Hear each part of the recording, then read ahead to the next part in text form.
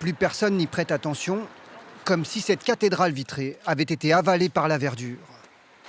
À l'intérieur, c'est un bâtiment désaffecté où les courants d'air se baladent le long des murs. Le béton, en fait, il a une forme de finesse, il a un grain. Et il va falloir, dans la transformation, réussir à conserver ce grain, cette sensation, en fait. Durant 40 ans, cette fleur de béton surmontée de sa cheminée aura chauffé quartiers et écoles. Classée au monument historique, l'heure de la métamorphose est enfin venue.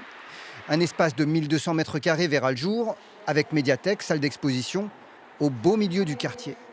La particularité, c'est que c'est une œuvre architecturale et d'ingénierie. En même temps, et vous allez voir, ça se tapit dans les arbres. Donc les habitants de Corbeil et Tarteret sont habitués à la voir, elle est là.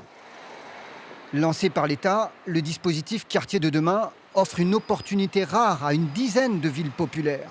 Celle d'avoir accès à des architectes de renom. Les habitants ont d'ailleurs été consultés.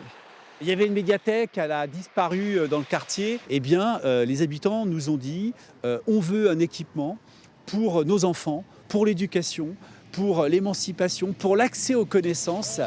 C'est des quartiers où on a envie de travailler avec les habitants et de créer notamment une nouvelle centralité. Il y a aussi beaucoup d'habitants de Corbeil-Essonnes qui se sont déplacés et qui nous ont transmis leurs envies pour le lieu et surtout leur connaissance de la ville, du quartier. Le montant des travaux est estimé à 20 millions d'euros, dont une partie à la charge de l'État, pour ce nouveau phare qui brillera sur les Tarterets à partir de 2029.